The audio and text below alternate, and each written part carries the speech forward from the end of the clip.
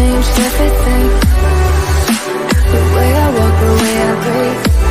Will my fate shift into the night? But here I am, same old thing, thinking deep, no ecstasy. Reality haunts the living mind.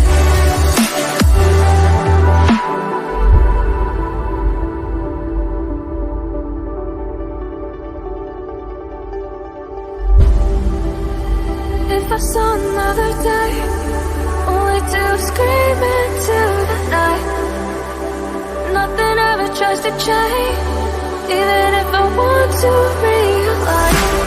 'Cause I've been sitting here, same old ways, taking off without the same mistake. Darling, when you go away, it won't be as simple for you.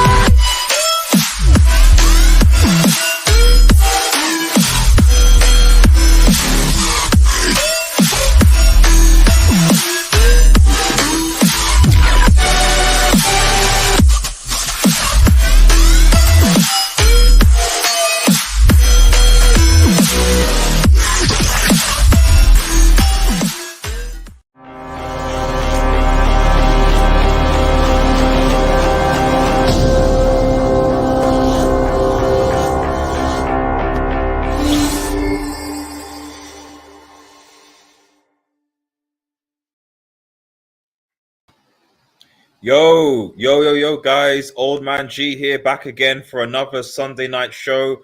I'm joined by Eddie from Eddie's Football Talk Waffles. Eddie, bro, how you doing? You okay? Long time, man. Yeah, man. Thanks for plugging my channel already, Eddie's Football Waffle. Yeah, it's good to be on your channel again. And even though, Man United had some good pre-season, it's always good to go back to the real competitive moments that were great in the, United history. So I'm looking forward to what points you have. And yeah, thanks for having me on. Awesome. Guys, remember, if you're new to the channel, to like, share, and subscribe to Red Devil Studio. Follow us on Twitter, United X. Shout out to Zach in the chat as well, watching on Twitch, man. You, the GOAT, thank you so much. Thank you so much, buddy. Never mind, 2 GOATs. I was even talking about Ronaldo. So thank you, buddy, man. I always appreciate you watching on Twitch and YouTube as well, man. I need to get to affiliate status on Twitch as well. I'm working on that. So I need to try and make more Twitch-related content. But so yeah, this is going to be kind of a very laid-back show. Obviously, I know there's the recent news regarding the announcement of Lisandro Martinez. We're going to briefly talk about that, but we're going to go into the main topic of the show, which is talking about what I think are our top 10 Manchester United moments of all time, and just have a bit of discussion about that, reminiscing about the more positive moments of Manchester United history. But stay tuned. I apologize. I was supposed to do a United Forum show of the weekend. It got a bit disrupted due to various things. The United Forum show will be done tomorrow, and I think that will be when we'll be talking about, basically the events of last week. Lisandro Martinez, official signing, Eriksen, and also this ongoing Frankie de Jong debate. So stay tuned. It'll be from 9 o'clock tomorrow. We'll be doing, not 9 o'clock, 7 o'clock tomorrow. We're doing a United Forum discussion. And then the members hangout will be later for those who are interested. So that's basically what's going on. I will post a weekly timetable schedule for the shows that are going on this week. Hopefully, fingers crossed, at Patrick will be doing a discussion about Wayne Rooney versus Kun Aguero, who was better. Oh, wow. So and that's going to be interesting. Obviously, the weekly Q&A and then some. So, but before we actually get into top 10 moments, like Eddie, just initial thoughts on this Lisandro Martinez signing. Do you think this is a good signing? I'll be honest with you, really. I've not really watched Martinez, but from what I've seen, like certain YouTubers say, and yourself as well, like he's supposed to have like, oh yeah, I was looking at a stat just because I'm not really aware of him. I was looking at one of his stats before the stream. And apparently his expected assist was like 5 compared to other defenders, which had like 0.4 or something. So it's like got like the most expected assists out of like, any defender, I think. So that's quite good. And I've seen I remember seeing a bit of like his highlights where he's really good at doing like long passing over the top, a bit like similar to when like Lindelof would assist Rashford with some lofted balls. Like I've seen some kind of stuff like that. So he seems like a playmaking centre back. Yeah, I do have the issue with his height though. So I'm hoping he will be like like a Mascherano was for Barcelona. I think he was a little bit shorter than Martinez. Because Martinez is 5'9". I think Mascherano was 5'8". But in that great system that Mascherano was playing in, hardly ever exposed for his height, was he? So Ten Hag knows how to play with the ball. So the height of the defender shouldn't matter too much. So that's what I really know about him. So he's played under Ten Hag. So as long as he's getting people that work in his system, it should be a good signing. But who's going to partner him? That's the one, isn't it? Is it? Well, that is. I think that's the question that people are asking. Who is going to partner him? So because obviously Harry Maguire is captain. We still got Lindelof. Varane is obviously still there. Even Baye is still there. Oh, shout out to Factos, man. Factos, quick question. What is your Twitter DM? What is your Twitter DM? I need to DM you regarding the United Form show, because the last time we were on that show, it was a madness, man. It was absolutely insane. So let me know what your Twitter DM is, man, so I can contact you to get you on. So, because it's always good fun. Thank you so much for the super chat, man. I appreciate it. Big up the show as usual. Rashford's pen in Paris better be on here as a top 10 United moment. We're getting there. We're getting there. We are getting there. We are getting there. The thing is, there's so many recent ones, man. So we are definitely getting there. It's difficult. Yeah, a lot of ones that I've thought of has been during Sir Alex's tenure. Like with Ole, I don't know, the way Ole's tenure ended, it made me forget about what like Factos was saying in terms of those moments. But yeah, those moments were good. Oh, RDS, I deemed you. Oh, I've literally just seen it. I've seen it in the I've just seen it, bro. Yeah, hi, this is Fox. Bro, if you want to come on, I put the link. I put the StreamYard link in the chat. So the StreamYard link should be in the YouTube chat. So just click on it, and then you're more than welcome to come on, man. Sorry, you were saying anything before I interrupted you? No, I finished. Let's go, man. But yeah, I think that if I'm honest, my ideal would actually be him and Baye, personally. So you've got one left-handed, one right-sided, one right-footed centre back. Obviously, Baye, his recovery pace, he's also good, but he's injury-prone. I get that, but that for me would be my ideal. Second is obviously going to be Varane and then Martinez, and then third will be Varane and Baye, and then fourth will be Varane and Lindelof. And then fifth will be anything Maguire's. Like after the fifth partnership is anything Maguire Lindelof is paired after. Because I actually think that Lindelof and Varane partnership was actually better than Maguire, personally. So that's just my 2 cents. Yeah, I would agree with you there, man. I'm hoping Baye can really. I don't know what's wrong with his legs, man. I mean, I hope he can just like be. It's not likely for a player that's getting older to really gain the fitness he needs. So, but maybe by a miracle he can be that first team guy, because I know it's just preseason, but he just looks like the best defender there, man. I mean, the thing is, whatever everyone says, I know we need to talk in the moments, but I've always thought by that when he does play, he's always one of our best centre backs. Like I've rarely ever seen Baye when he's played have a bad performance, even when he's come back. So whereas when Maguire came back from injury, he against Leicester, it was a disaster class. Whereas when Baye comes back from injury, like he doesn't. It's like he's crap and everything like that. Like no, like he's good.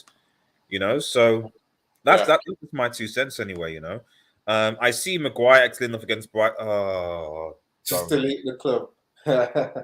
Don't. The thing is captain, and people are saying, okay, it could be similar to when Rooney was captain under Van Gaal, where he was just like, he had it for seniority, but he didn't play every game. So you weren't really seeing them all the time. I think with Maguire, we're just going to see him. I think there's something there. There's some connections he's got there where he just has to get. There's some mafia connections. I'm not sure what it is. where he just has to be picked, man. Hopefully I'm wrong. Hopefully we don't see him as much. Like hopefully he just has a few bad games, and then Ten Hag realizes this guy can't be my leader, and he gets dropped. I need to address this. Like, I shout out to you, Zaki, but people say Bayern can make mistakes. I think that people seem to be over-exaggerating these mistakes. Yeah, Bayern can make mistakes, but we're talking about like a draw. We're not talking about holding like 5. Like, I think that I don't know whether it's. I'm not saying that you're doing this, Zach, but I don't know if it's just like the whole season was bad last season. But I haven't forgotten the fact that we were shipping 4-5 goals regularly against teams. Yeah, just like it was nothing, So and as far as I'm aware, aside from against, I think was it against Liverpool when Ollie played a back 3 at one point, I don't remember being in a team where we shipped more than 3 or 4 plus goals. I just remember because Zach is making a credible point because I've seen him be too rash when he comes out and he will make a mistake. Against Man City in the back 5 when it was Man City made a deflection for their own goal. Yeah, he really. I mean, it's hard to put yourself in the position where you literally got a second to think, but it really did seem like he could have had a bit more composure with what he did. It's like he almost karate kicked the goal. Karate kicked the ball into the goal. It was just really. He always tries these karate kind of things, like little agile things that sometimes you don't need to do. But oftentimes I see it like it worked. Like there were times when he does it, like this. I know there was I think it was in the Champions League where he did this like wrestling move spin kick, but he wins the ball off the defender and clicks it. So it's just like I don't know. Maybe I'm biased because like sometimes I like my players to have a bit of risk, a bit of edge sometimes, like because at least. When it works, and you've got that in your locker, as opposed to. But anyway, this isn't a Maguire versus. We'll probably leave that for the United Forum, So, so we'll talk about that. SMB in the chat says what Maguire's oddly enough is that he can play on the ball probably better than any defender at Man United. That's the issue. Managers are betting on him not making a mistake and looking at the upside, and I don't disagree with that, to be honest. Like Maguire, is probably the best on the ball compared to the others. But I don't think that's really saying that much because I don't think his positional sense is and he's good in the air somewhat, but I don't think his positional sense is particularly good, So at least in my opinion. They don't go high. And then remember the clips when exactly, bro. Right. So we're gonna park that for tomorrow. So make sure you check the United Forum show from 7 p.m. tomorrow, where we'll discuss all of that and more in like an open discussion. So let's focus on the task at hand, which is the top 10 United moments. Now, okay, there's loads, and there's always up for debate. There's definitely more up for debate. Okay, I get that, but for me, evening, shout out to Matthew Man in the chat. Thank you, evening, all man. Hope you're doing well. Matthew. Although Sancho starts to pop off, that kid can play. Yeah, we're seeing some good from Sancho again. We'll bring it up. Thank you, SSMB. So which kid's that? Oh, it's just Sancho. He's saying, although Sancho starts to pop off now, that kid can play. Oh, okay. I seem you're referring to Sancho SSB. Unless you're talking about Iqbal and Zidane that were also playing, that were kids. That's what I was thinking he was referring to, but yeah, it's Iqbal. I'm liking Iqbal, man. He looks comfortable on the ball, man. Doing good. I think one of the things I'm looking forward to the most is that we know that Ten Hag develops like young players. So I'm hoping, I'm fingers crossed that we can get a good, because at least every season we need a breakthrough like youth young player, and I don't think we really got that last season because of how bad it was. So I'm hoping this season, at the very least, let's have one breakthrough. Somebody, anybody. All I can remember is Greenwood, and then we've seen how that's kind of petered out. It's petered out a lot with what he's been going through. But at a top team, it shouldn't just be like just one player like Greenwood, man. It should be having like 2 or 3, like with La Masia at Barcelona. A couple of Pedris, Gavis. Where's our guys coming through, man? Yeah. The only breakthrough person was probably he wasn't even playing at United, and that was James Garner at Nottingham. So at that level anyway, So right, let's get into it, man. Okay. So the way I'm seeing these moments is that obviously it's a combination of how it actually made me feel at the time, but also maybe the impact that it had, the significance that it had, you know. Yeah. So, and let me know what you guys think. But you know, my 10, so number 10, okay, number 10, and I know people don't like this guy, and I know we didn't even win the league during that season, but it was just the fact that we couldn't lose against these guys, and it was these Pogba's goals against Oh. Manchester City. Like we What couldn't lose. season was that one? Sorry, What season was that one? that was the. Ooh, I'm 'Cause tempted to. yeah, go So on. I'm tempted to think that was the 18-19 season, or the one before that. I've got to double check that. But what, I would just remember the match like nothing because we were losing 2-0 at halftime, and I was fuming because if City beat us at the Etihad, because we're playing away at the Etihad, they would have won the league just like that. And it was like, please, please, please, can we have some balls and not like essentially hand the league title to our rivals, like and whatever. Yeah, Zach in the comments is saying it was a 17-18 season. 17-18, yeah, that's what I was thinking. 70, yeah, because I think Liverpool won it after that. Thanks, man. But that was that second half when we came out, you know. So and when Pogba scored that brace to equalize, it's like, what's going on? And obviously Smalling, then scores the third goal to make it 3-2, and it's like take that L. Take that, Man City, man. You thought you could beat Manchester United at your home, and actually, I know they'll say at the end that we won the title, but there was just something so sweet about, because at that time it was like, you know, we're better than you, we've replaced you, you're a Finnish club, blah blah blah. And it was like, okay, fine, you take that banter. But that kind of win was like symbolic, and it was like, you're never going to be able to get rid of Manchester United. Like, okay, maybe last season, enough said. Yeah. But for that season, it was a great marker to represent what you said. Yeah, you won't get rid of Man United in that season. That's when it was applicable. But yeah, can I just come off what you're saying as well? Because I remember watching that in the pub, and I don't really usually go to the pub to watch games. I'm usually like an in-house guy. I like to get my big plasma screen TV on and just chill at home where it's quiet. But when I was in the pub, I was watching it with my friend, who was like an Arsenal fan. He's that much of a good friend that he came with me to watch, you know, Manchester Derby.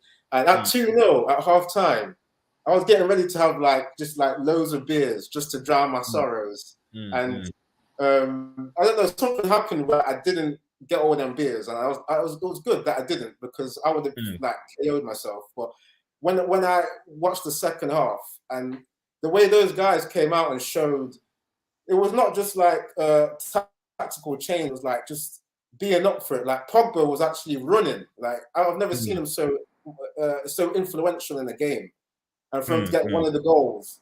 And I just remember like celebrating in the pub, just like you know when you're just shameless, we're just like screaming. And I'm sure there was like City fans next to me, and they were like, "Yeah, we're still gonna win the league." But I was like, I don't care. We're beating you in this moment. And sure enough, Man United went and lost the next game to West Brom at home, which was disgraceful. But for that moment, that was great to stop them like winning the title on that day. So yeah, man, that was a great moment. It was a great feeling. I'm not gonna lie. It was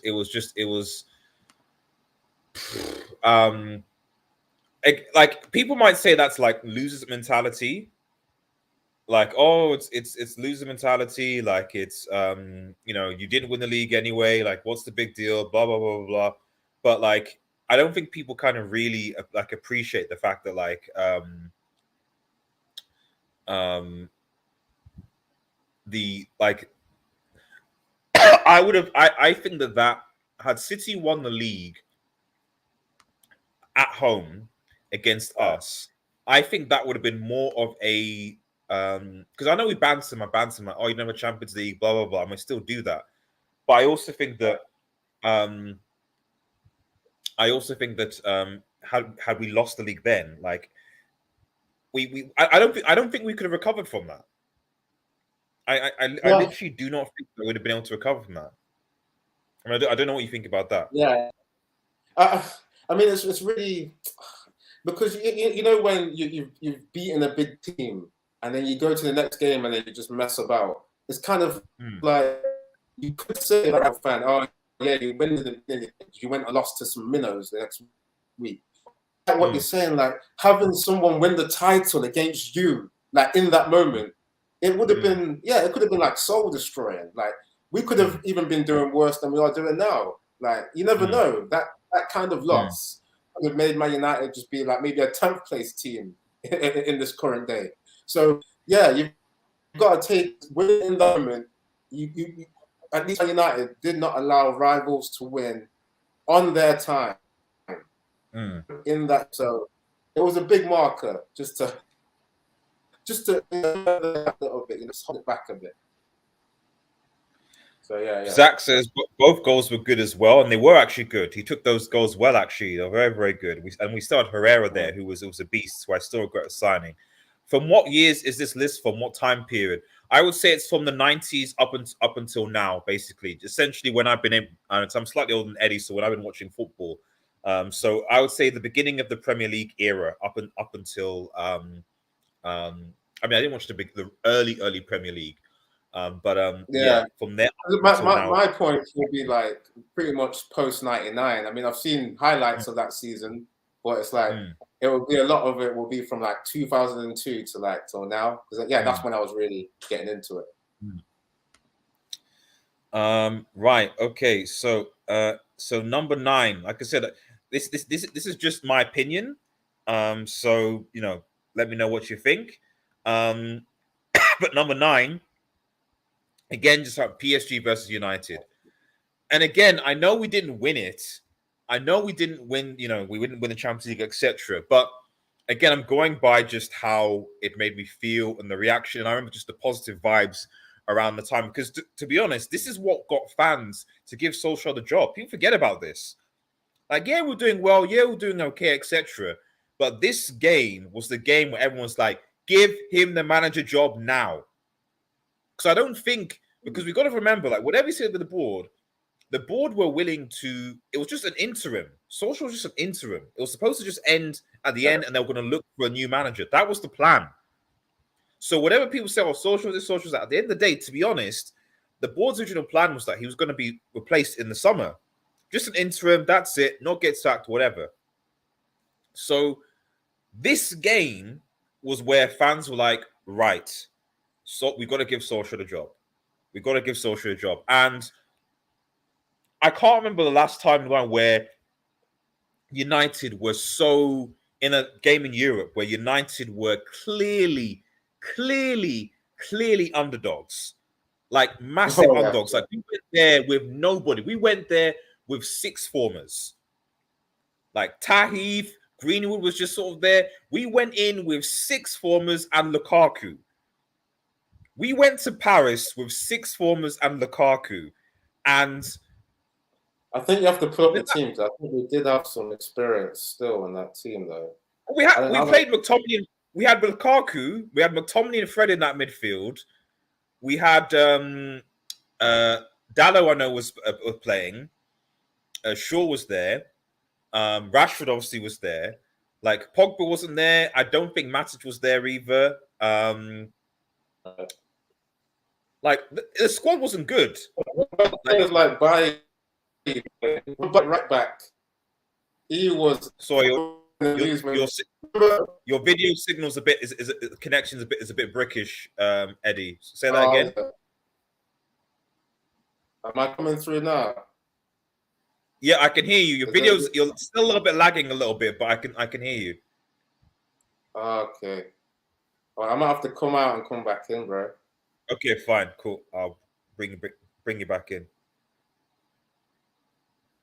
Cool.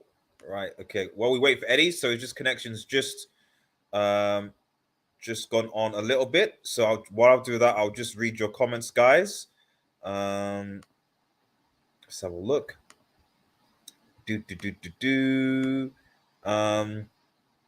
Factos.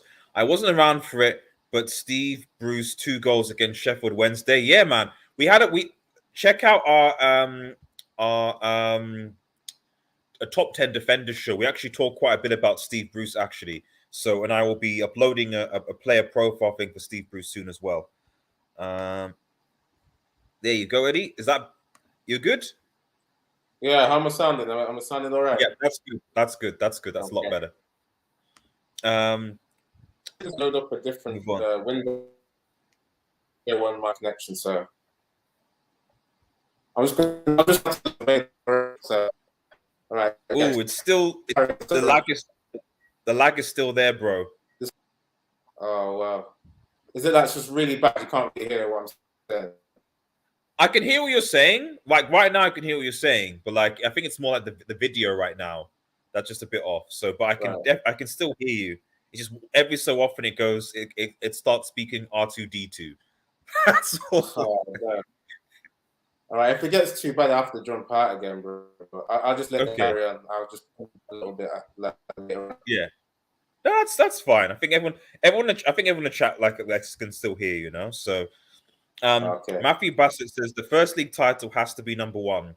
It was the platform for all the other league titles and cup competitions that we won, and led to the treble. I would say that, Matthew. I think the only reason why I miss is because a lot of these are based on like what I've seen. So I wasn't really born when we won our actual first league title. Otherwise, I would completely agree with you. I just didn't. I didn't really watch our first Premier League title or obviously like late in the age, so to speak. So this is just based on what I've been able to see anyway, which is why it's basically Premier League era, like early Premier League era to basically recent in terms of those moments. We're gonna get to that, man, Zach. We're gonna get to that, man. Sometimes it's opposite. So yeah, Zach says sometimes it's off, but it's not too bad. Bricknet says Michael Apiakumbi. Yeah, so just going back to PSG versus United, man. I just like compared to what the key thing here is, like compared to what PSG had, their squad and where they were, because they were playing in Paris. They had the Mbappes, they had Verratti, they had Marquinhos was there. You know, Neymar wasn't there. I could do that, but they had their guys. And as soon as Buffon made that mistake, you felt the momentum. You felt the momentum right there, you know. And then for it to then end in the way that it did, where you're like, okay, United need a goal. We need a goal. Because I think, yeah, we needed a goal to win, to get through. And obviously Dalot kicked the ball when VAR was also and this was also in the time when VAR had just been introduced. So people still kind of getting used to VAR, what it meant, etc., what it gave. And so this was one of the first, I think, Champions League VAR major decisions that like changed the tie. Because the referee had given it for a corner, we're like, oh, okay, fine, get the corner, whip it in. And then you're like, why is he stopped? Why is everything stopped? What's going on? And then you see it, and then suddenly it's like penalty to Manchester United. You're like, oh my goodness. If Rashford scores this goal, I was like, I can't. I couldn't watch it. I was like, I can't. My heart. I can't. And he scored it. And it was a fantastic feeling.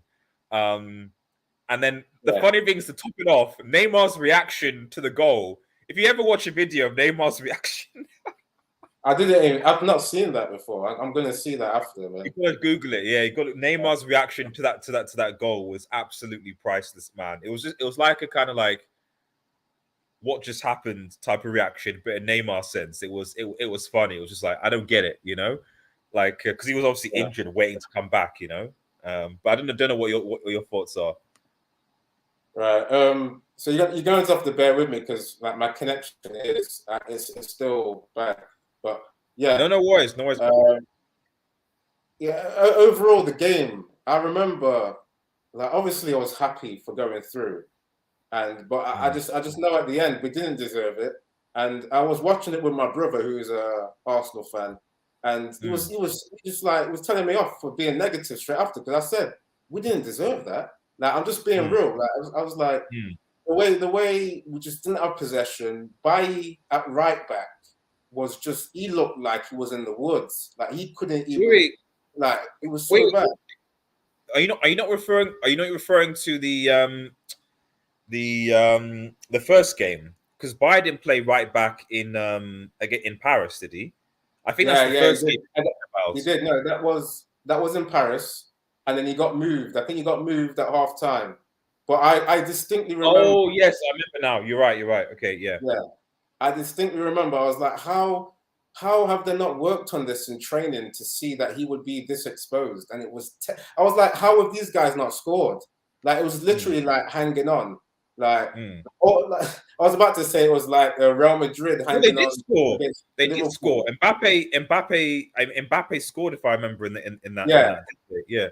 But they were hanging on still, even at that deficit. And I was about to say, it kind of reminded me, like when I was watching Real Madrid against Liverpool in the recent Champions League final, where Real Madrid were clearly outplayed in that first half and were hanging on. But obviously they kept it to 0-0.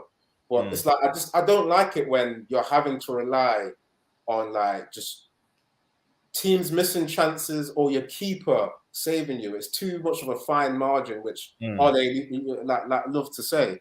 But anyway, coming back to the positivity of it, man, like I just, when I saw Kahinde, I think it was Kahinde that handballed it.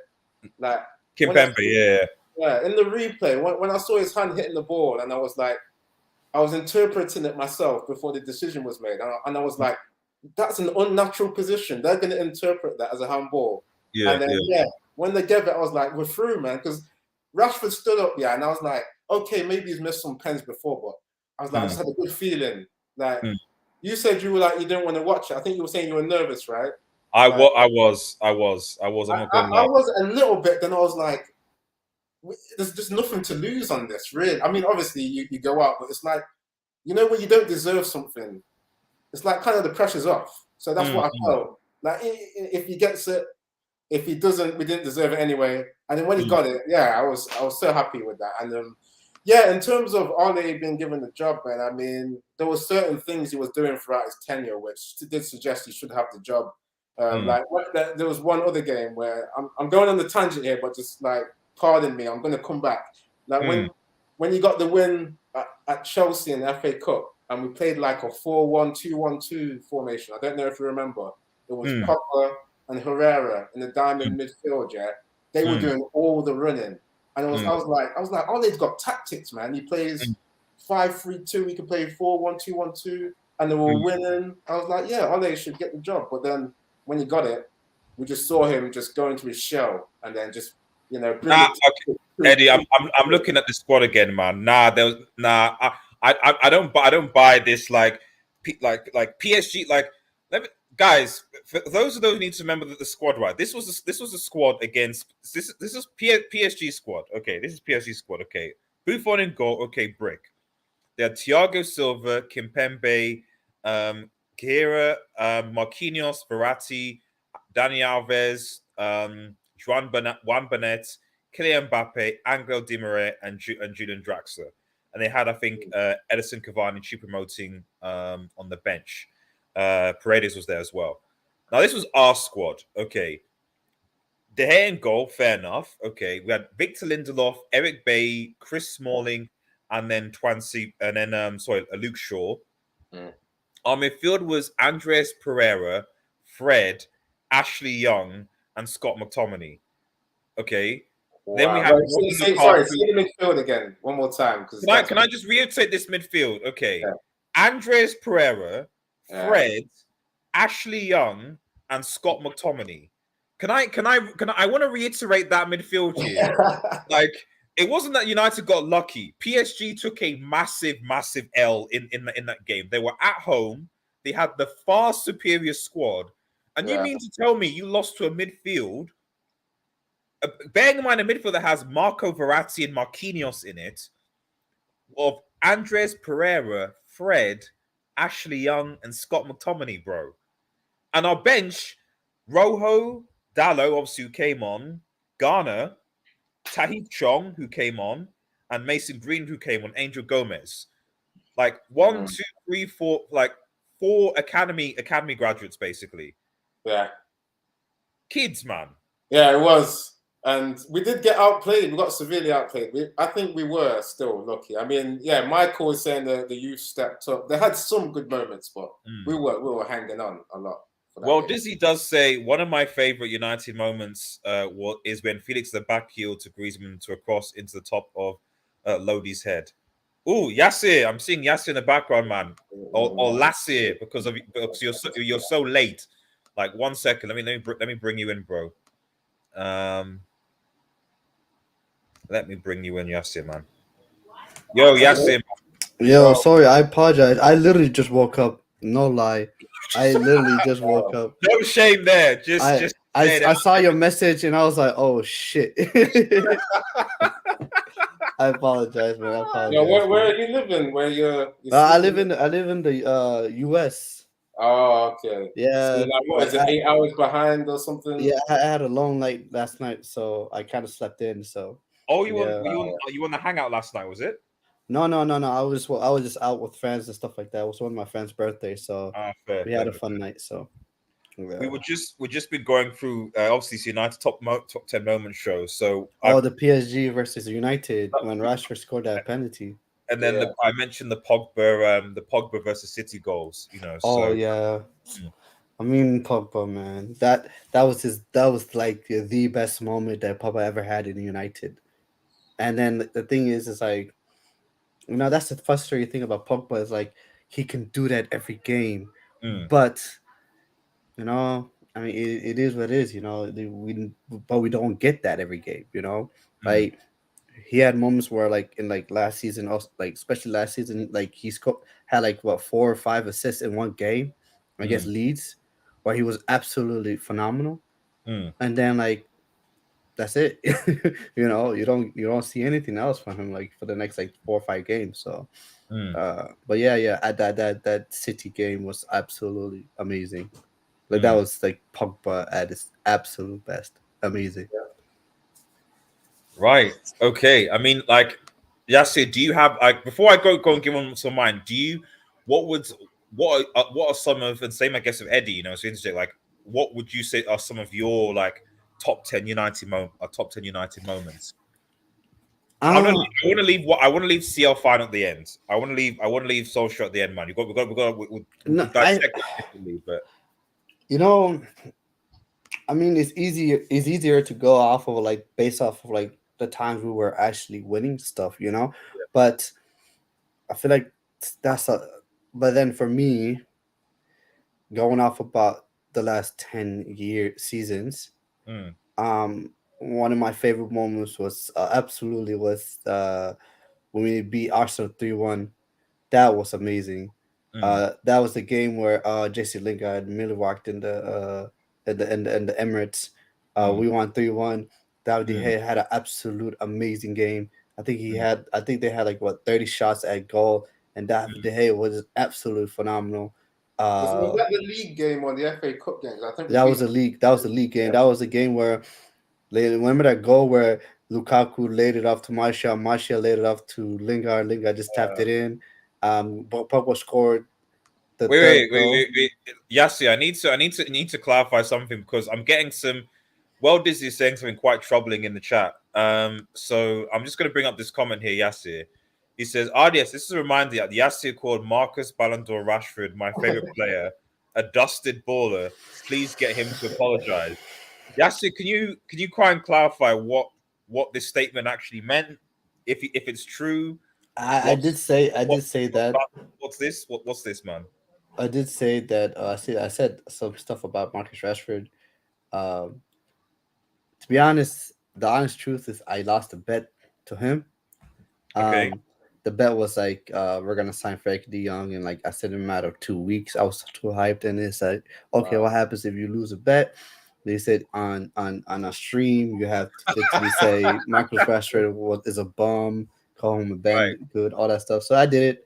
I did pay up my dues. I pay up my bets. So when did you make that bet actually? Was it before Ralph got fired or? No. It was a couple weeks ago. It was about the Frankie De Jong thing. Because I was so hyped about Frankie De Jong. I was like, you know what, he's gonna sign. I said, you know what, in the next 2 weeks he's gonna sign all that stuff. And But then yeah, why would you do that when we got Murto with his I legacy? just don't Like, know, come on. man. Murder Madness, I kind of got sucked into that, and bro, I don't know. I was having a good day that day, so I kind of got too hyped. I have moments where like I just go crazy in terms of Man United, where like I say a lot of crazy things, like I say like we're gonna win the league and all that It's stuff. not infrequently. I Wow. say you go up and pop them sometimes, man. Mo says Lingard versus Palace. Interesting. Um, Oh, in the FA Cup, I think for Oh yeah, that was that yes, was good. yeah, Oh yes, well that yeah. I mean, Lingard had his moments. He had his moments. He had like the game against like Watford, where he like literally ran past everyone and just like, oh, that was good. Um, he also was it like the the the final against was it against Southampton mm, in their Carabao Cup where he uh, like ran through everyone and he scored as well. mm. Like Lingard had his moments at United. Like I mean, it just never. There was just I always felt like with Lingard there was like some potential there. There was Mm, actually talent there, mm. but it was just like that was just it. You just only saw like moments. So yeah, it seemed Right. to me that he wasn't professional enough as well. Like he would always come up with celebrations before he's even yeah, scored goals, and I was like, it's a little bit weird, man. Like, yeah, yeah, he was a little bit too playful. 100%, 100%. Right, I'm gonna go to my number 8 now, and let me know what your thoughts are on this because I know that this dude has had some um, like he's had some recent issues. He's had some recent issues, but this was this was a sick goal though. I can't lie, and I don't know. I don't think Yassir probably was. I think maybe you guys were too young, but you've probably seen YouTube videos of this. And this was Giggs' goal Oh, versus Arsenal. Oh yes, the FA Cup, yeah. FA Cup, man. Mhm. That goal was when he takes his top off and stuff like that, man, as well. Like that. I, whatever people say about Giggs now, that's not the conversation. The conversation is like moments, and yeah. Him as a player is as a undefeated, player, man. That Yeah. personality, yeah, that's whack. He was one of my favorite players. That's the crazy thing about it. Ryan Giggs was one of my favorite players, but it is what it is, man. It is what it is. Oh. I mean, for me, I'm sorry. You're right, Red Devil. Like whatever he did as whatever, but I don't know. For me, I've always said this. I've always said I don't. For me, I'm more interested, and should be the opposite because a lot of people it's the opposite. More people are interested on the footballer than they are the person, but I can't ignore the person. But it is what it is. Giggs was one of my favorite players, but it's not anymore. mm, mm. It just yeah, it was a sick goal. It Let's was, it was, it was. say really He was a because talent. and it just He was talented. He was a And bloody you know what? talented The footballer. best thing about it, yeah, is that Vieira assisted him for that goal. It was just the pass. If no one on Man United's team could have passed the ball any better than Vieira did to yeah. Giggs, and like that must still be in Vieira's nightmares to assist one of the greatest goals to help Man United, man. Mm. And yeah, man, that dribbling that he did, man, like Giggs, just was an unrivaled dribbler. Like the Yeah. way he would Mm. instinctively keep touching the ball and keep doing that kind of thing where you step left, step right, but the ball's not moving. So you're making the opposition kind of like go side to side. And just the way he made them guys look silly, wasn't like the likes of Dixon or Keown just looking silly, man, when he was just brushing past them. And then just look like the way he finished it, like it's like one of the best finishes because it was like right in the. I'm sure it was like right in the roof of the. Yeah, net. exactly. Sick, man. Sick. Yeah, man, that was awesome. Next one, and I think this is more for like symbolism, some more than anything, because it was kind of like his last season. And that was kind of like the Fergie Premier. It's 2012, 2013, wasn't it? Yeah. Fergie's season. Yeah. When he won the title in his last season, we signed obviously Robin van Persie, who decided he wants to actually win things at a bigger club and left Arsenal to Manchester United. And he was key for us that season. But it was just like almost like I don't think anyone expected United to go 10 seasons without winning the Premier League. Since then, it was a swan song. I don't think people knew what post Fergie was going to be like. Red Dev, question. I have a question. Go on here, man. I don't know if I'm the only person who felt this, but I felt the signing of Van Persie. I always felt that it was in reaction to what happened in the previous season. If I genuinely believed if the Aguero moment didn't happen, that I don't know if he would have signed Van Persie. To be honest, I don't know. I genuinely believe that it was one of those moments where Since you Fergie. managed that moment, Yassir, we're going to have another stream saying the top 10 worst United moments at some point, and there's going to be a lot of those. But go on. I genuinely believe like if that was, I felt the Van Persie signing was really like a personal thing from Ferguson, Cyrus Ferguson, where he was like, you know what, no way, ain't no way that's gonna happen to me. No, I'm gonna get my striker, and he went and got Van Persie. I genuinely felt like that was literally a reaction to the previous season, because I mean we should have won the title that season, man. But that's just me. Samasi, we're going to deal with that at the end. I want you to stay till the end, Samasi, because I know you're a Bayern Munich fan. We need you to stay till the end because we're going to deal with that moment at the end of near the end of the stream. Okay, so just we'll get there. We'll get there. So just go on the back of what Yazir was saying, because that's like those are one of the main things that Man United has been missing, is the actual retaliation from losing at the football to go in with like proper signings. Because come on, it's been like 6 years that Man United not even won something. Wow. Liverpool's almost winning quads. Like if Ferguson was there, we'd see tactical signings like Van Persie, and instead of rubbish like, I mean, respect to Ighalo, but why was Ighalo ever signed for Man United to be that kind of guy? You know, because he pretty much was signed probably to be like a Nigerian Van Persie to kind of help Man United try and come back to where they should be. But it's like, you don't see that now. I mean, obviously with Ten Hag, we hope it's going to be different. But the Man United have been signing these strikers. Like, I mean, even Cavani as well. These guys have been old, but have not really worked that well. Like Van Persie is one of them last strikers that was old, but then just worked. He was just in his prime at that time. It was just perfect timing. Yeah, it's.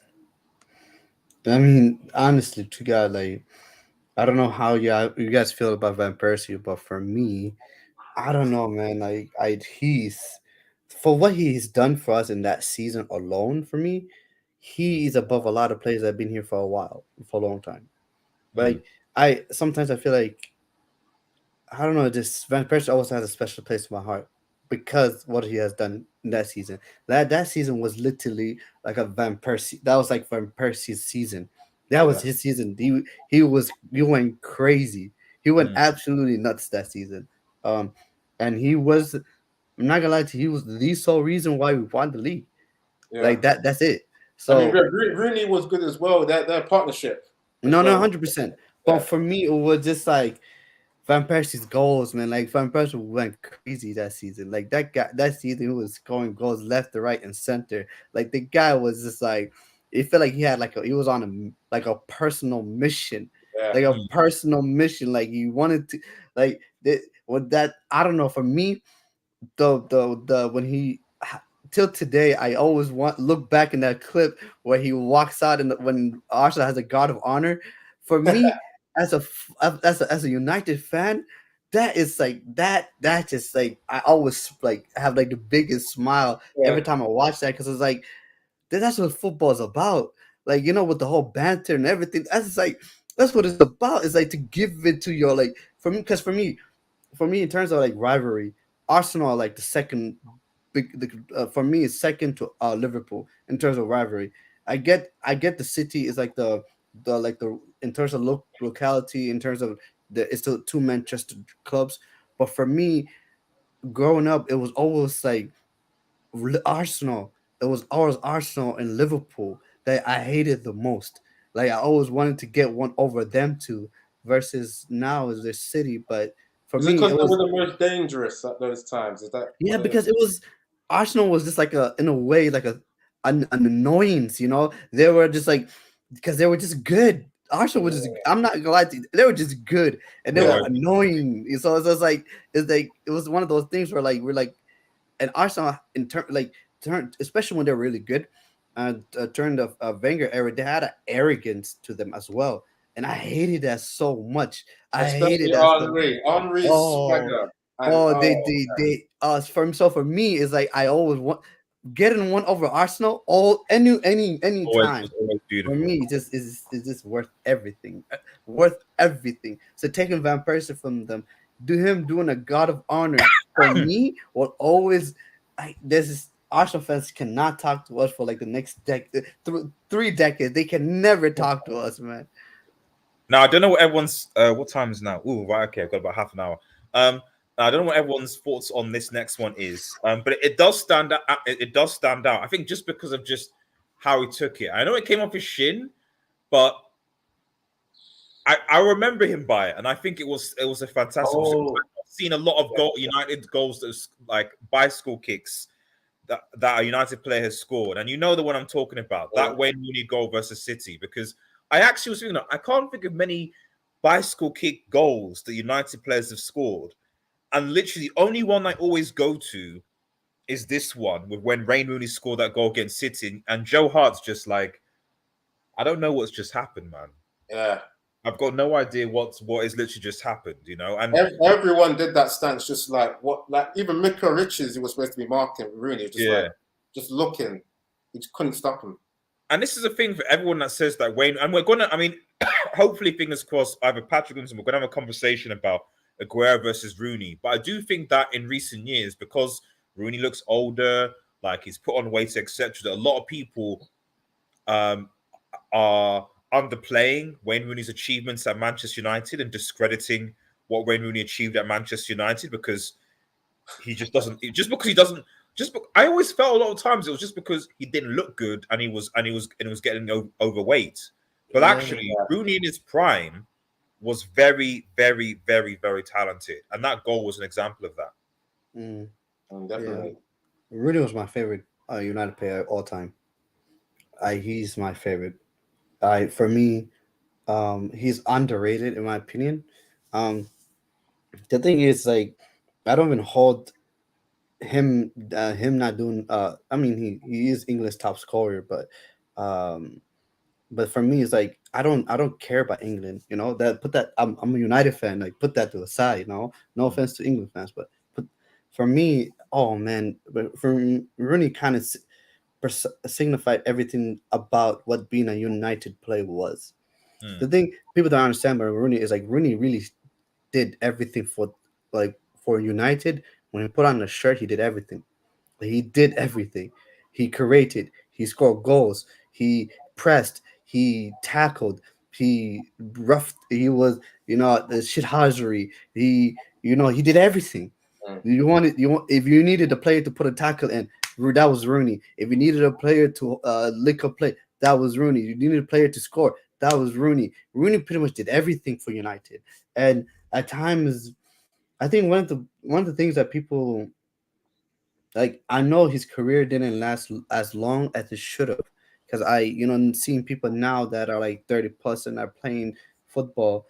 I just sometimes I feel like people don't understand that when you start playing football at such a young age, like you kind of have like it makes sense that you're skinhead Rooney was the best. Yeah, man.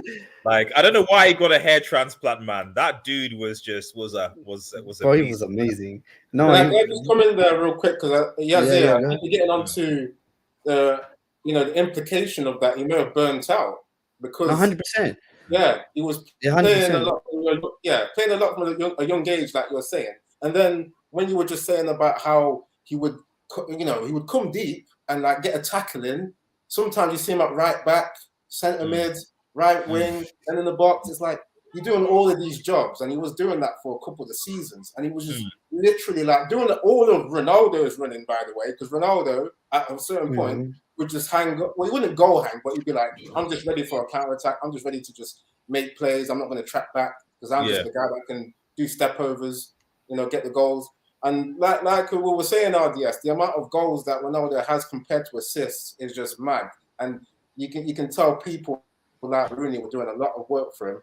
And I've just got to say, on Rooney, I will never forget that debut. And I'm sure it was the debut when he got the hat trick against Fenerbahce. I'm sure that was that his first game? Yes, yeah. Oh, I mean, talk about making an impact. I mean, when I was watching the game, I was like, you know, when you have those signings that come in that are like, you know, it's one of the he's got a high value to his signing, therefore there's pressure. So you're thinking maybe you take it a bit easy to start off with, but you just start at the top, man. 3 goals. I think they were all 3 different goals as well. I think he scored a free kick, scored with his right foot, and I forgot the third one, but it was one of them great hat tricks, man. Really take care, Zach, man. Thanks for tuning in on Twitch, man. Really appreciate it, buddy. See you in a bit. I think the way he played was the reason why his career didn't last as long. I feel like sometimes, like, when the older you get, the more there's certain things you cannot, start to like kind of, dial back. And I just felt like the Rooney was 100. He went all 110% every single game, and that's what you want as a fan. But sometimes, like, it does wear on your body. It really does, and especially if you don't keep up with, like, I mean, I understand you don't keep up with your fitness and all that stuff, like, and like he was kind of a heavy, like not heavy, but then it's like his body, in the way the body type was. It's a bit like a bit stocky, you know. Yeah, so like it does catch up with you eventually, and I felt like it did catch up to him, and it's just sad because, like, people don't remember. I feel like kids today don't remember how good Rooney was. How good he was, exactly. Rooney was good. Rooney was amazing. Rooney was absolutely phenomenal, and and not only was talented and not only was he good, he was one of those players that a manager loves. He was a manager player as well, because Rooney will do anything the manager tells him to do, and he will do anything for the team.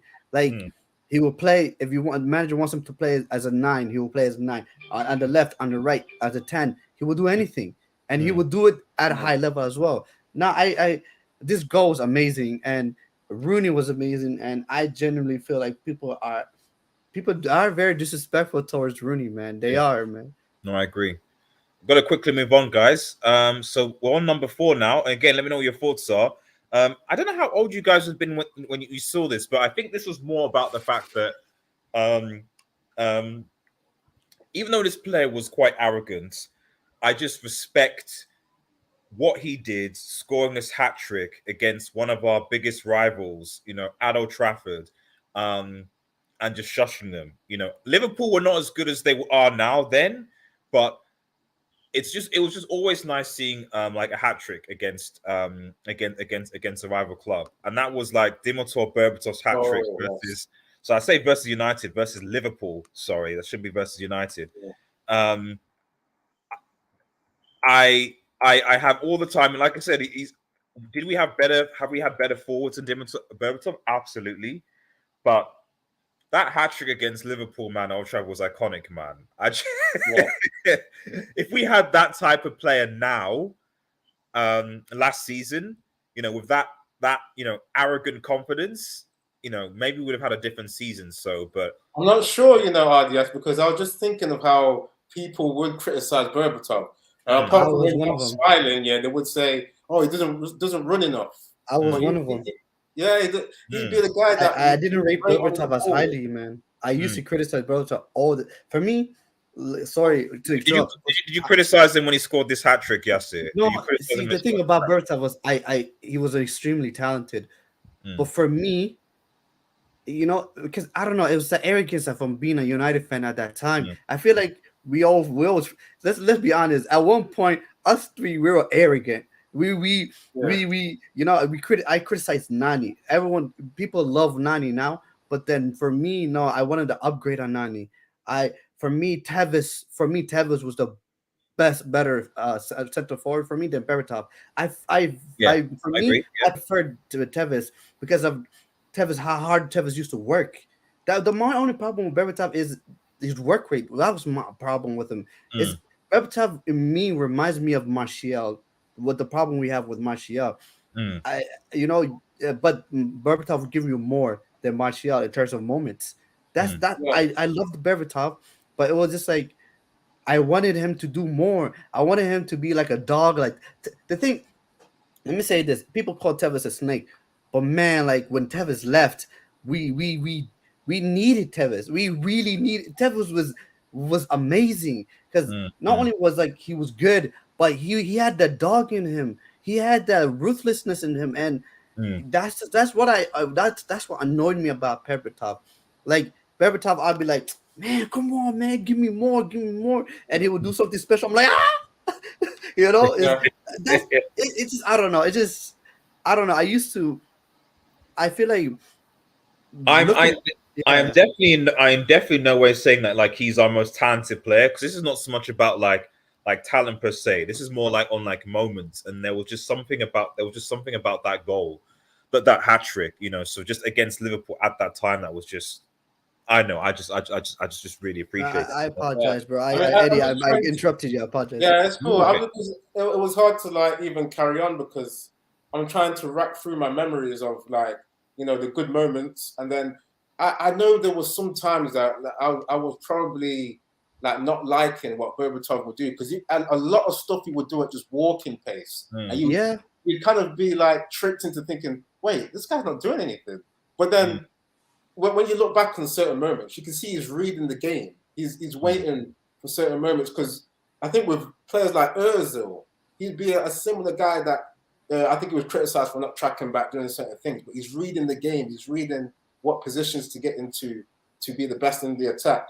And I think eventually at Man United, we just had people compensate for the lack of work rate because you could see what Berbatov could do. Like Yazir was saying, there would be just some great moments where you're like, do you remember the I think they call it the Berber spin now, where he did like some kind of yeah. 360 spin and when the ball was about to go out of play, and you're like, how did he keep that in and get past the player as well? It's like there's little things like that. With great players like that, you've got to allow them to kind of do their kind of style and compensate for what they don't do well. You know? I mean, it's one of those where like you it's during that I think probably after Sir Alex Ferguson left, or certainly even in the 2010s, I think that's when football started to become more and more about systems and more systematic. You know, when Pep Guardiola took off, etc. Yeah, from the 2010s and onwards, that's when football became less about allowing that individual creativity and more about you fit this system, you work this system. It became more mechanical like that. Right, top three. I'm going to show my bias here because obviously I'm slightly older than you guys, so I watched some of this stuff, and two of these moments are going to go to my one of my favorite players of all time. Eric Cantona. Wow, bro, you. This is number three. Okay, I don't care what anyone says. Okay, when Cantona kicked that fan at Palace, man, this is Are you serious, RDS? When he did that, when he was like, listen, I was like, when he cussed out his, I think it was his barber or something like that, and not these days when like you have to be like, oh, are you okay, and all that kind of all that niceness. Like, man was like, listen, you better back up you better be able to back up what you're saying. You better be able to back up what you're saying, and he just went off and he let him know. He let him know, and okay, he got banned. He got banned for it. I'm not saying assault. By the way, guys, YouTube, especially YouTube, I'm not saying the assault is right. Assault is not right. It's not good. It's not good. However, look at what Mo Wada is saying at 8:10 p.m. man. Let me have a look. Like you are saying, yes, shows violence. Yeah, that's what you chose, bro. The fan deserved it. Exactly. So that says the fan deserved it. Bro, like, keep your mouth closed. As simple as that. Like, back when I was a kid, you learned like you shouldn't talk more than you can handle. So if you're gonna talk crap, you better be prepared to be able to deal with the consequences of it. And he didn't expect that Cantona was going to see him and go, You know, you Yeah. can't just because you're a fan in a stadium, you can't just come and just talk crap. I'm French. I'm not like you British guys. I'm French. I'm passionate, and I'm also good. You know what?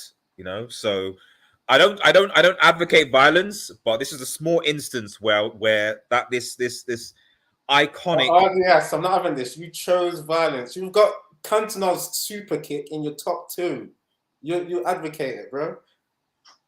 Listen, this is third, by the way. This is third, so top Oh, three, third, okay. top That's three, still pretty and high, bro. That's and still pretty and high. and bro, it's like it's you know, it's like this is why I keep on saying it's like if this is a simple answer to racism, man. If someone shouts something out of you, you go, oh, I'm gonna wait to see what the FA does.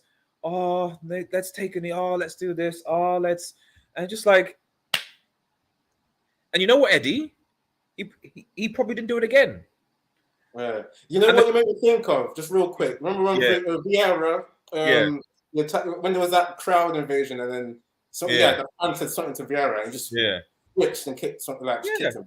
Like, do you reckon like he must have had some racism towards him? Because why would you even start on a fan when like or you get even jumped? Did he get in trouble for that, Vieira? Yeah, well, a little bit. I don't know what they're getting. I just think like I'm a simple guy. I'm like, if you're gonna say something, you better be able to take it. Like, you don't go around to, like, I wouldn't go around to like some a rough place of town and start saying you guys aren't anything. What can you? I bet you can't do this and sort of that. It's like that's probably not a good idea. So don't just assume that because you're a fan, because you're a person, you can just go around because you're a football fan and just say anything that you want to people, not expect repercussions. Now, those repercussions may not necessarily be equal, but don't be surprised if people are not all equal. No, they're not all the same, and they'll react in different ways. So some people react one way, some people react another way. And in Eric's, I get your point. I get your point. Kung Fu fighting. He just said, "Let's get fighting." You know, I mean, 100%. You know, like the fan deserve it 100%. But for me, I do have this. For me, I just never liked when a player does anything and comes into the stands. I've never liked that. And vice versa, I don't like when fans come into the field. I feel like that should never be that. A player should never go to the stands. Like, that's not your place.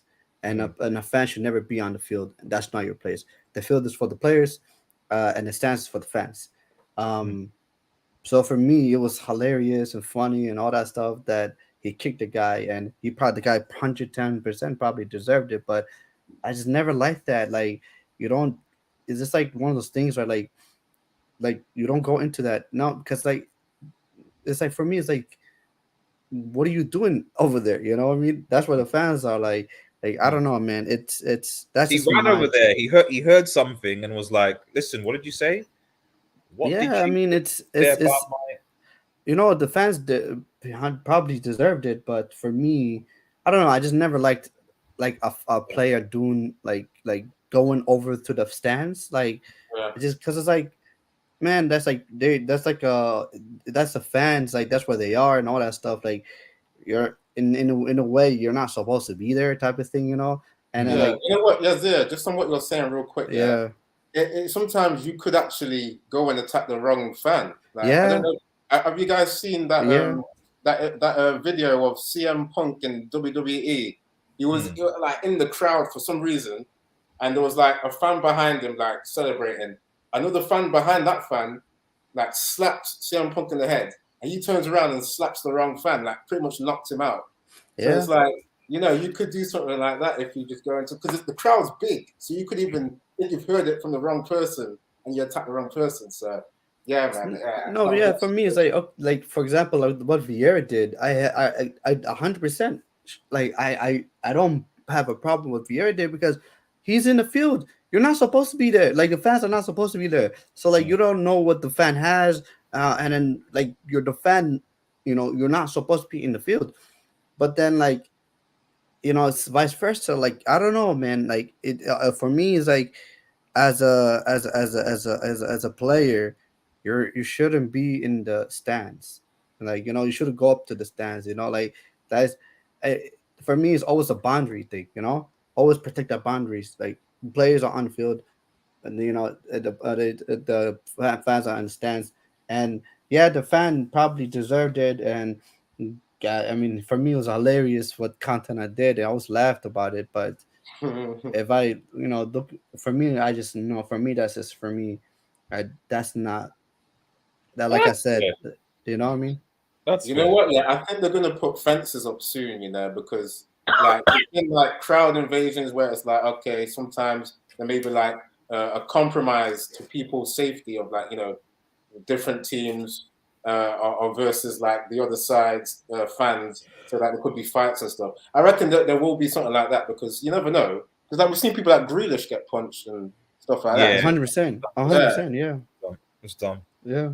Shout out to Narcissus. Big up. What a panel. Thank you so much for tuning in. I appreciate it. So in our Eddie, I like that shirt, bro. I love it. Yeah, this is thanks, man. This is from I think it's 2009. I can't remember 2009. Yeah. Oh wait, 09, I think. Yeah. Yeah, it's nice, bro. Yeah. Right. I've got 2 more to go, and I'm gonna have to bounce, guys. So obviously my bias. This is maybe more of the positive side of my man Eric Cantona, but this goal was when he scored that. When he used that iconic turnaround, he had his collar up. He took the ball from his own half. Like the dribbling was fantastic, and then he basically sort of just chips the keeper, and lobs the keeper, and the ball goes into the top. I'm going to say top left. I think it was. Yeah, top left. And it's just more the fact that why it was a good goal is because not only was the way he scored the goals good, taking the ball from his own half, dribbling, etc., but the celebration, the arrogance with the collar, and literally just turning his head around. It's just almost what did you expect? I missed that arrogance. I missed the arrogance in our players, man. I love arrogance. Our players at Instagram. I miss, the Van Nistelrooys and the Cantonas, the arrogance. I miss it so much. The shithousery, I miss it. Guys, I really do. I feel like our players are too soft, man. They're so soft for me, man. It annoys me, man. Niall says, love your channel, Eddie. I've subbed and watched a few of your videos. Thanks, Niall. Yeah. Thanks, Niall. That means a lot, man. That's a good morale boost. Yeah, thanks, man. We have a really nice community here. I bet it's small. It's a very small but positive community here, and that's kind of what I want to build on this channel. Small community, supporting other content creators as well, and just basically having fun, enjoying the thing, So thank you so much, Nah, man. Really appreciate that. And for those who are still watching, if you're not subscribed to Eddie's channel already, please head over and subscribe to Eddie's channel. And Yassi, what about are you still posting on your channel, or you sort of? I just didn't have enough. I don't have enough time lately, but yeah, I'm trying to get back into it, But yeah, so yep, YUFC guys. I'm gonna put the link on this video comment below, so go check it out, guys. Go check it out. For those, just before we get into the final goal, just a final everyone knows what this moment's going to be, but I've got some special mentions if we have time. Just yes. I've got about 10 minutes. Okay. I'll just say 1 or 2 if that's all right. Okay. Go on. Yeah. Special. In fact, let me change the banner. Yeah. Special shout out moments. Go on, Eddie. Yeah. Okay. Because we pretty much know which one's going to come up. So I'm surprised I've not seen the moment where Man United ended the invincible run for Arsenal. Okay. In 2004. There were 49 games unbeaten, and there was talks that we're going to do another season unbeaten because, as we've mentioned before, when Yazir was saying, just enjoyed watching Arsenal. They were playing champagne football. It was annoying as a rival fan, and obviously we were enjoying Man United, but then you put on Arsenal and you go, I don't know if this is a little bit better. I'm not sure in it. Especially me, my mind was conflicted as to who's playing the better football. So it's it was great for Man United to humble them, and it was 2-0, beat them 2-0 at Old Trafford, and the first goal was controversial. I don't know if you guys remember. It was a penalty. It was a penalty. It wasn't penalty though, but I don't think it was a penalty. You don't think it was? No, I think that game we shithoused that game. That game, I'm not gonna lie to you. Till today, Arsenal fans are crying about that game because I think we should house that game, man. I love that. I think I like that better than just outplaying them. 100%. 100%, man. 100%. For me, I loved it. I loved every second of it. The tears till today. Like, even that Ty from AFTV cries about that game. Cries about that game, man. He's all about nostalgia. So like that kind of game where we're like we just got one up on them and just man. Because after that it was like because Arsenal not really won enough leagues.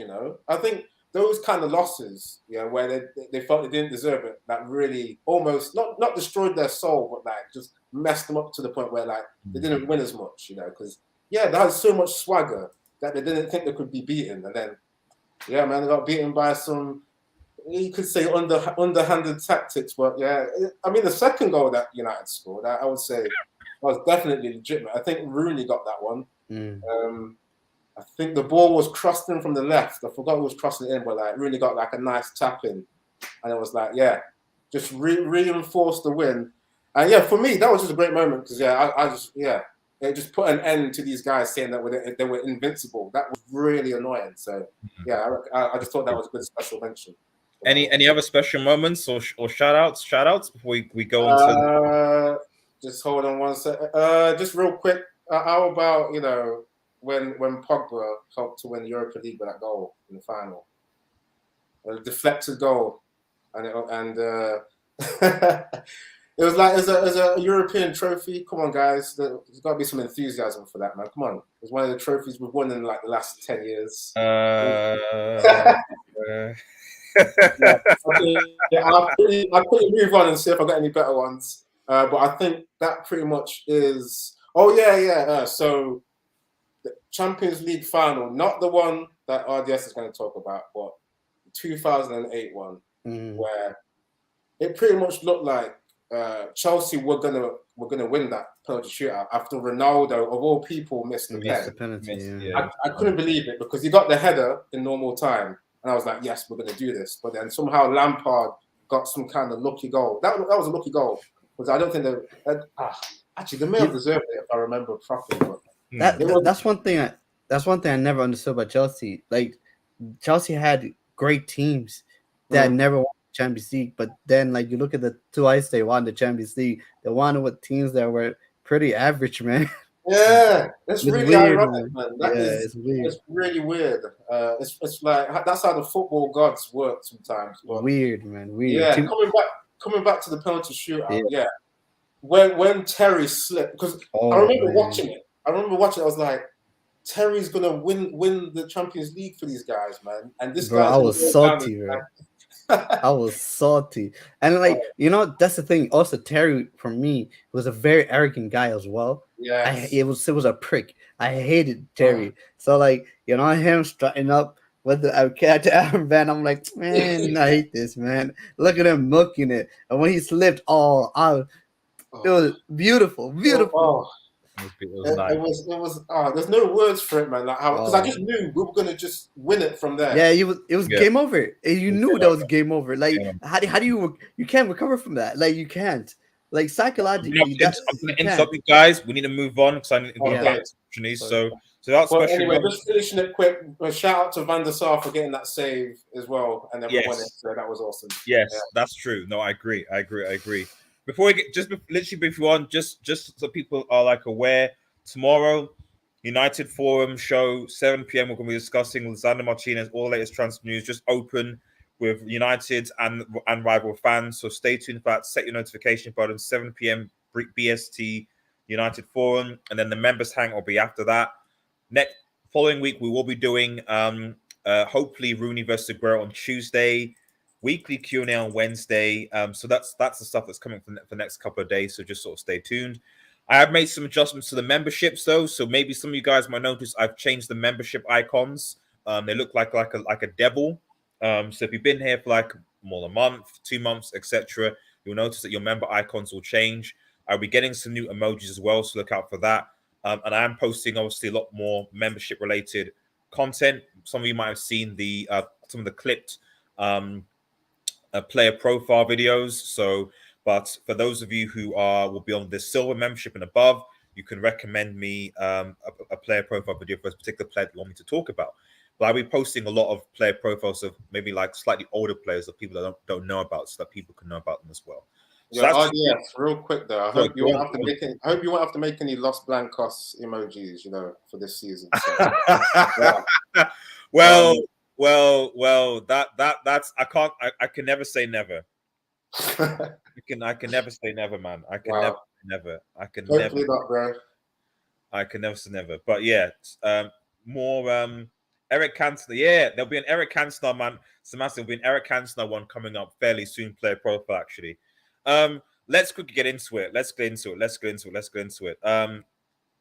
Number one, I don't think any Manchester United fan can disagree with this one. Even if you didn't watch it live, like this was the moment, because there is no English team that has ever won a treble.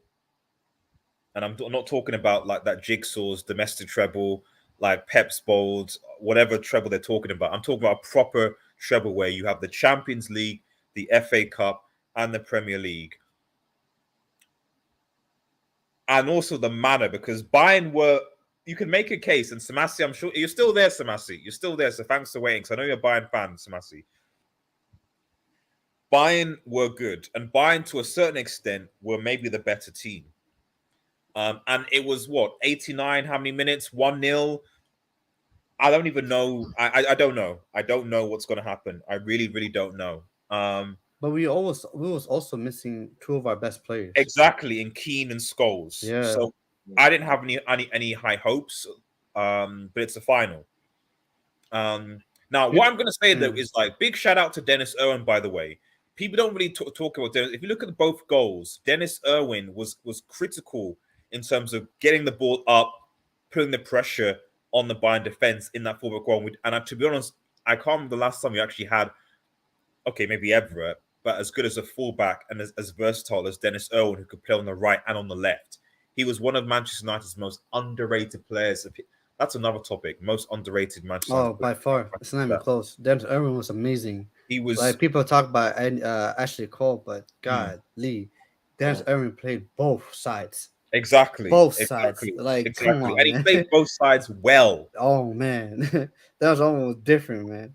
Taking free kicks and everything, man. That guy was different.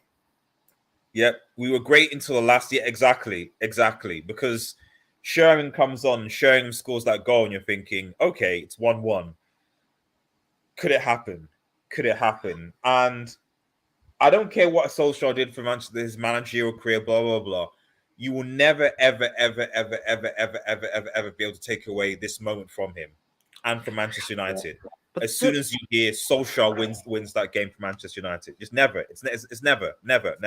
You know, the thing is, people always criticize Solskjaer for being a quote-unquote super sub, but I feel like people that have not watched Solskjaer don't understand that. Are they the same? Are these Liverpool fans that criticize Origi for being a super sub as well? But the difference is, as much as he did come off the bench at times, he did start a lot of games too. Like people don't understand. Solskjaer was a good player for us.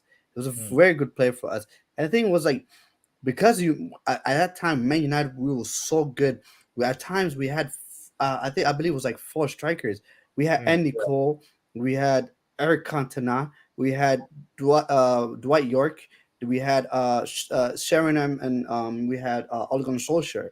At times we had like 4 to 5 top strikers at that time, and because we at that time, like, the 4-4-2 was what we used to play. We used to play 2 up top all the time, and it was one of those things where, like, you look at Manchester City today, there'll be times where Phil Foden is on the bench. There'll be times where Bernardo Silva's on the bench, and everyone's like, they have no problem with it. But back in that time, if Ole Gunnar Solskjaer was on the bench, oh, he's a super sub or whatever. I just feel like people just disrespect how good of a player Solskjaer was for us, man. Like, Solskjaer was just not an average player. He was a good player for us, man. Like, do you remember when he had to play right mid because Beckham was injured, and he was starting a lot of games on the right wing, and we didn't even miss Beckham. But then that's the thing. In my opinion, our team, okay, we missed. Guys. So let's just quick. Yeah, this is Mario Basler scored 6 minutes, was subbed off, and Bayern lost. And that's a fair point, actually. I remember we watching that game and actually thinking why that happened. Fergie minutes, Fergie time was real. There was a TV program after the fire, and the Bayern players were in shock. Yeah, of course they would be. They're like, how did we go from, much like Manchester City, how do we go from winning to like losing it in the space of only like a couple of minutes? It was but there was a Bayern Munich player on the ground. I think most of them were crying, but there's one in particular that I remember. It's like the bold black guy. I forgot what his name is. Was it Q4? I think it was.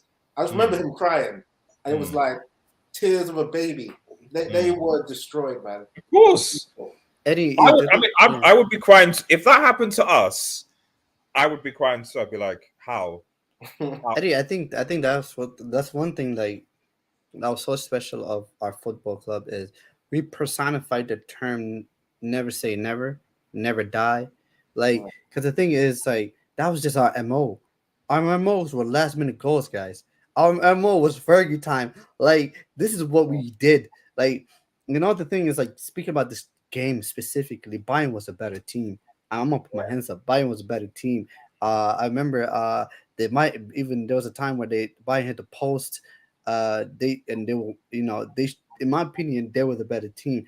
But it was just like that.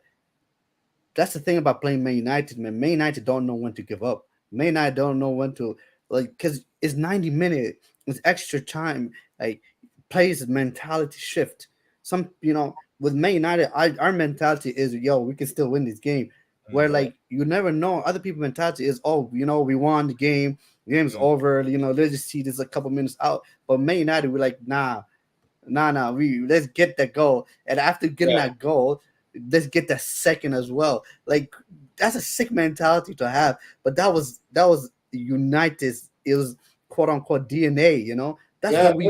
That was us. So that was club heritage, man. Yeah, exactly. That's what club heritage. Yeah. You know, like much like similar to like Real Madrid.